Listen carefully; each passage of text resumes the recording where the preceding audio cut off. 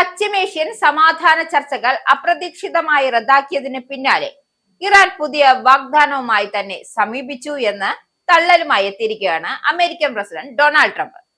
പാകിസ്ഥാനിലേക്ക് തിരിക്കാനിരുന്ന നയതന്ത്ര പ്രതിനിധികളുടെ യാത്ര റദ്ദാക്കി 10 മിനിറ്റിനുള്ളിൽ തന്നെ ഇറാൻ പുതിയ നിർദ്ദേശങ്ങൾ അടങ്ങിയ രേഖകൾ കൈമാറി എന്നാണ് ട്രംപിന്റെ അവകാശവാദം.